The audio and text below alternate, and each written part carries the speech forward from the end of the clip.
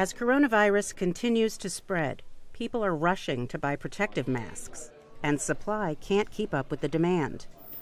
That is worrying public health agencies. I do understand why so many people are lining up to get masks, but we also don't want to run out of masks for our healthcare providers, because that will be a really serious problem for our entire healthcare system.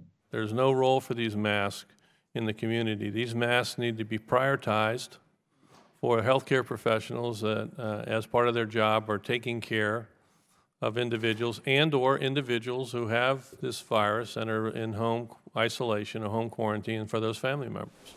And wearing them will not necessarily prevent contamination.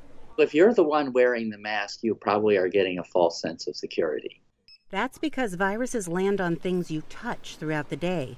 Railings, seats, doorknobs, money. But things that we can do to protect ourselves is wash our hands a lot, try not to touch our face, elbow bump instead of shaking hands.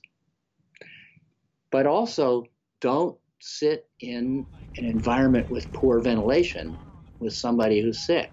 Like cars and cabs. If you're sitting in a car and it's on recirc, you are rebreathing your breath and that of everybody else in the car.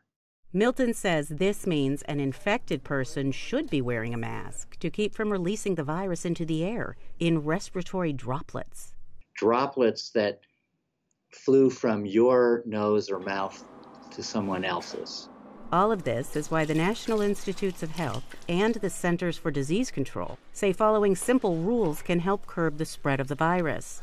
Everyday measures like covering your cough or sneeze, staying home when you're sick, are very important. And of course, the evergreen wash your hands. So hashtag cover your mouth. And don't forget to wash your hands and elbow bump and put a surgical mask on the sick person.